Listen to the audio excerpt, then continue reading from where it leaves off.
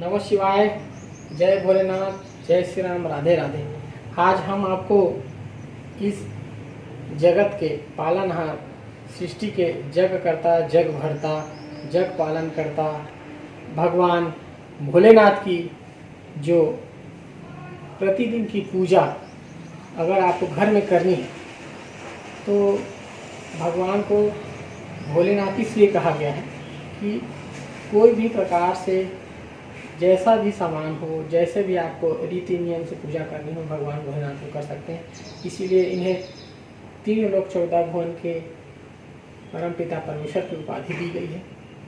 गांव में अक्सर ग्रामीण क्षेत्र में आप देखेंगे कि भगवान भोलेनाथ तालाब के किनारे रहेंगे, किसी भी स्थान पर भगवान को स्थापित कर सकते हैं।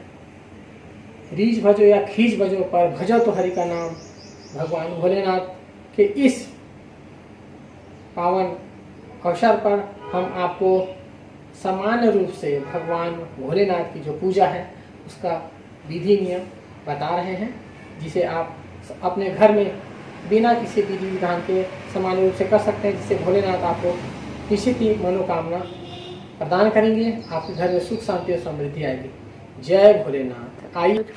आइए हम भगवान भोलेनाथ की पूजा की ओर आगे बढ़ें। भगवान भोलेनाथ की पूजा में जो विधान है उसमें मुख्य रूप से नर्मदेश्वर शिव को बहुत ही ज़्यादा लाभदायी माना गया है। नर्मदेश्वर शिव भगवान हमारे इस नर्मदा नदी, जो कि भगवान भोलेनाथ को सबसे ज़्यादा प्रिय नदियों में से एक माना गया है, उस नदी से बहते हुए जल से जो जो पत्थर निकला है उसमें भगवान भोलेनाथ अपना वास करते हैं।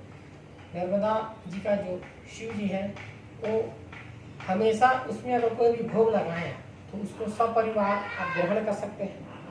मुख्य रूप से विशेषता यह है कि भोलेनाथ की प्रतिमा है वो काले रंग की होती है, पार्वती जी का कोई सा भी रंग है। भोलेनाथ के लिंग को हम काले रूप में मानते हैं।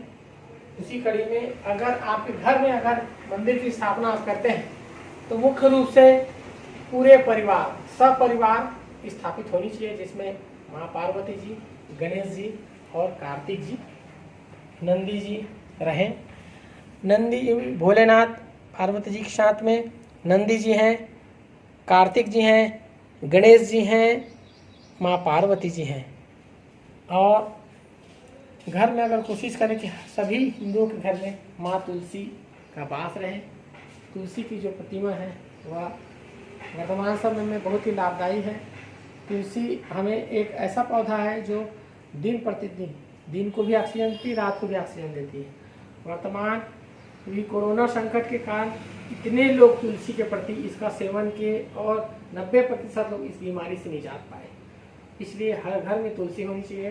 तुलसी का सेवन प्रतिदिन करें। रविवार को भगवान के जो वेद पुराण के अनुसार माँ तुलसी में जल नहीं चढ़ाना चाहिए, न इनके पत्ते को तोड़ना चाहिए। इस तरह से आपको तुलसी की महिमा और भगवान भोलेनाथ के आसन की महिमा के बारे से हमने बताया।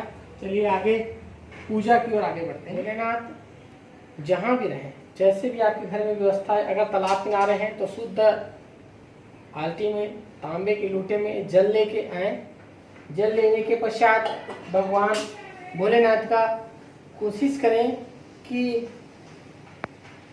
एक तपस्या के वेश में जल चढ़ाना चाहिए। तपस्या का वेश मैंने आपका पैर उठा रहे और भगवान भोलेनाथ की ध्यान करें। हम अपने इस नर्मदेश्वर शिव मंदिर में आज आपको पूर्ण रूप से विधि विधान के लिए भगवान भोलेनाथ की जो महिमा है, जो जल चढ़ाने का नियम है, उसको विस्तार पूर्वक बता रहे हैं। आप ध्यान से सुनिएगा। भगवान भोलेनाथ को जल चढ़ाते हुए नमः शिवाय नमः शिवाय नमः शिवाय का जाप करना चाहिए। देखिए भगवान भोलेनाथ को कितने सुंदर ढंग से इस जल में स्नान कर रहे हैं। ओम नमः शिवाय नमः शिवाय नमः शिवाय का जाप करें 3 बार। भगवान भोलेनाथ को जल चढ़ाने के बाद माँ पार्वती जी के पश्चात श्री गणेश जी महाराज को जल चढ़ाएं। गणेश जी के पश्चात कार्तिक जी में जल चढ़ाएं। कार्तिक जी के पश्चात नंदीश्वर भगवान जो उनके वाहन है उसमें जल चढ़ाएं। अभी अक्षय तृतीया के समय में सभी भोलेनाथ के मंदिरों में मटकियाँ चढ़ाई जाती हैं। इसका सीधा सीधा तात्पर्य है कि भगवान भोलेनाथ इस ग्रीष्म के कठिन उसमें उनके मस्तक में हमेशा जल रहना चाहिए। इससे सुख समृद्धि और लोगों को शांति का ज्ञान होता है।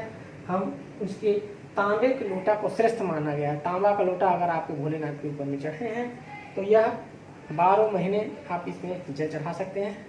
मिट्टी का पात्र है तो मिट्टी को केवल अक्षय तृतीया के दिन के बाद से चढ़ाते हैं, उसके बाद उतार दिया। इस तांबे के पात्र में 3 बार जल चढ़ाएंगे।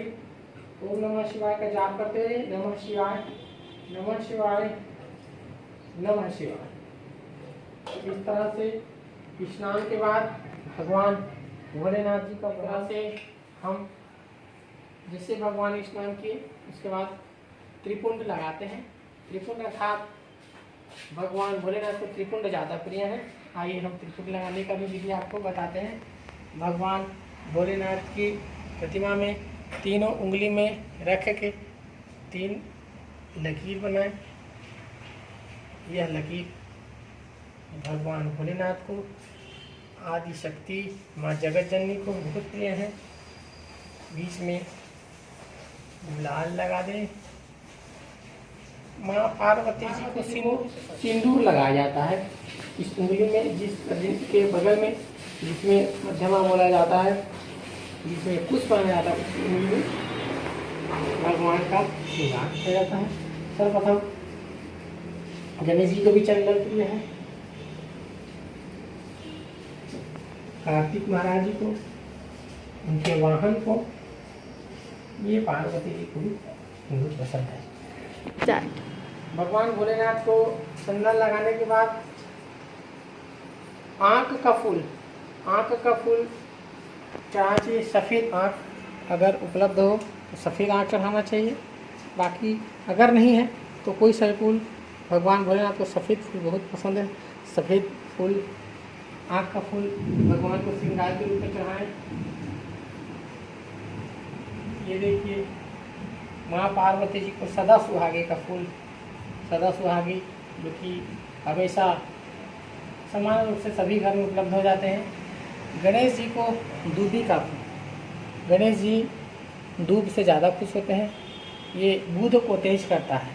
अगर किसी को यश और तब ज़्यादा ख्याति प्राप्त करना है तो दूबी का हर बुधवार को कोशिश करें। भगवान गणेश जी ने दूबी का चढ़ाएं। ये भगवान गणेश जी को अर्पित हैं। जैसा भी भगवान को जो संसाधन है फूल सब चढ़ाते हुए अर्पित करें। माँ पार्वती जी को फूल अर्पित करने के पश्चात हम बोले बोले शंकर भगवान की जय, उमापति महादेव की जय।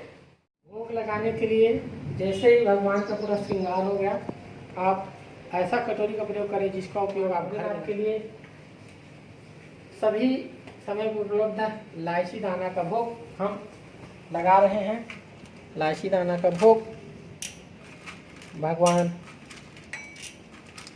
भोलेनाथ में लगाने के पश्चात कटोरी को भगवान के समीप रखेंगे। जल घुमाएंगे 3 बार और भगवान से आग्रह करेंगे कि हे भगवान, हमारे इस प्रसाद को आप अर्पण करें, स्वीकार करें। 2 सेकंड के लिए नेत्र को बंद करेंगे। इसी बीच में भगवान भोग लाएंगे। भगवान भाव के भूखे हैं, वो ग्रहण किसी चीज़ को नहीं करते, लेकिन आपकी त्याग तपस्या और भाव को प्रकट करने के लिए यह पूजा कराई जाती है। 2 सेकंड के लिए नेत्र बंद, फिर नेत्र खोलेंगे ताली बजा के। बोलो शंकर भगवान की जय। इस तरह से हमने भोजन के बाद जैसे हाथ खोल लेना चाहिए, प्रणाम करके फिर आरती की तैयारी।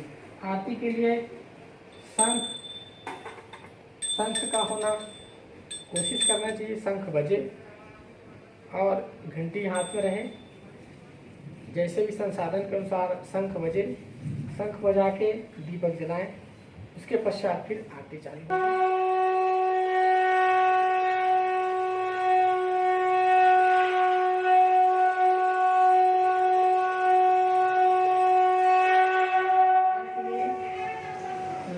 माचिस अगर हो तो माचिस, नहीं तो लाइटर का प्रयोग करें और भगवान के इस